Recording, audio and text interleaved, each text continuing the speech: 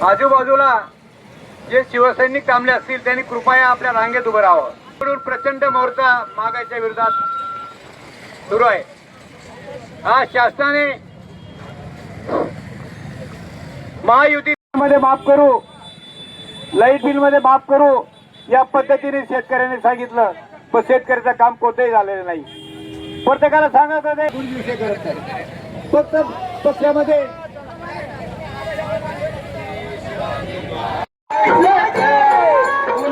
नाही कोणालीच दया, शेतकरी राजा तू गोया सोना कापतच गया, शेतकरी राजा तू गोया सोना कापतच गया.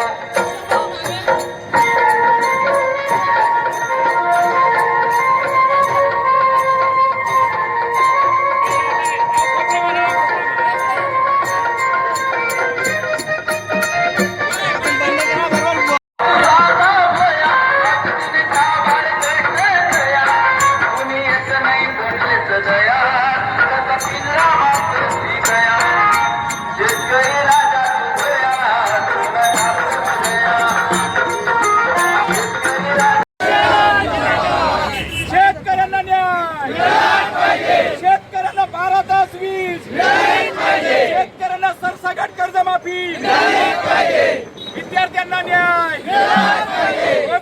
बेरोजगारांना रोजगार, बेरोजगारांना रोजगार. असं कसं देत नाही, असं कसं देत नाही.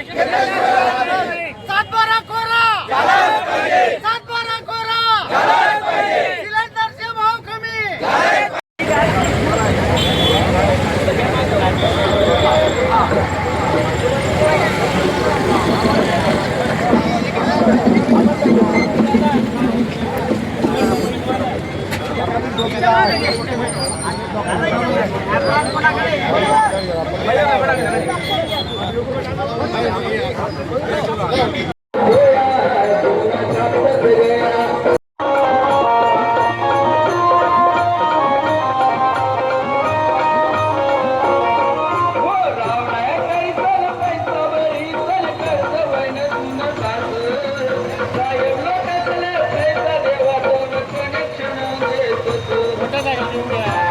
आम्ही उपविभागीय अधिकारी यांना सिंदखेड आणि शिरपूर शेतकरी आणि युवक सर्वसामान्य जनता यांच्या वतीने एक निषेध मोर्चा काढून या ठिकाणी निवेदन दिलेलं आहे.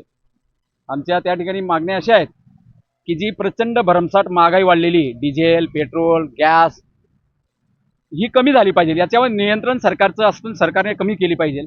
त्याचप्रमाणे या ठिकाणी जी कर्जमाफी केलेली, फसवी कर्जमाफी आहे, ज्या पद्धतीने आमचे उद्धव साहेबांनी मुख्यमंत्री असताना सरसगट कर्जमाफी केली होती, त्या पद्धतीने कर्जमाफी झाली पाहिजे. कुठल्याही अटीन कुठल्याही शर्ती नको. त्याचप्रमाणे शेतकऱ्यांना कृषी पंपासाठी जी वीज दिली जाते ती पण 8 तास आता देत आहे, ती पण पूर्ण देत नाही. 2 तास 3 तास गायब करतात, 4-5 तास देतात. त्याच्यामुळे शेतकऱ्यांनी जी पिकं लावलेली ती पिकं उद्ध्वस्त होत आहे, ते जळत आहे. मग ती वीज ती 10 किंवा 12 तास मिळायला पाहिजे.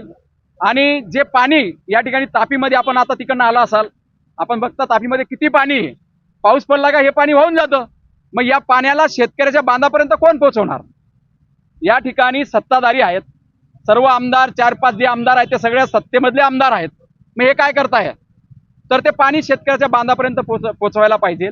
आणि युवकांना रोजगार दिला पाहिजे. नीट परीक्षा, CBSE हे सर्व परीक्षा लीक होत आहे. शेतकरी म्हणजे शेतकरी ज्या पद्धतीने आत्महत्या करतात तसे विद्यार्थी सुद्धा आत्महत्या केलेल्या आहेत. काही 4-5 विद्यार्थ्यांनी आत्महत्या केलेल्या आहेत. तर याच्या निषेधार्थ आज आम्ही हा मोर्चा काढलेला आहे. आणि जर आमच्या मागण्या पूर्ण झाल्या नाही, जर सरकार जागा झालं नाही, मित्रांनो, यांना काय बांगलादेश सारखं व्हायला पाहिजे ती वाट बघताय का? नेपाळ सारखं व्हायला पाहिजे ती वाट बघताय का?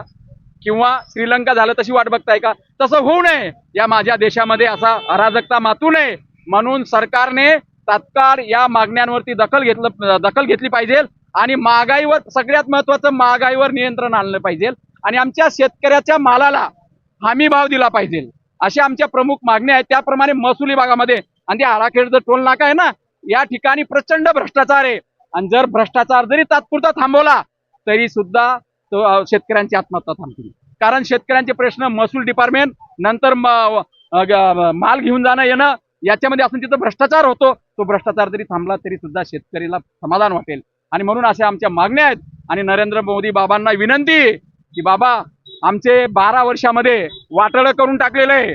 आता आम्ही तर टोपल्या पण आणलेल्या होत्या, आम्ही फासा पण आणलेला होता की तुम्ही शेतकऱ्यांना आत्महत्या करू देणार का. टोपली यासाठी आणली होती मोर्चामध्ये की आमचे दिवस जे 12 वर्षापूर्वीचे होते ते तरी वापस द्या.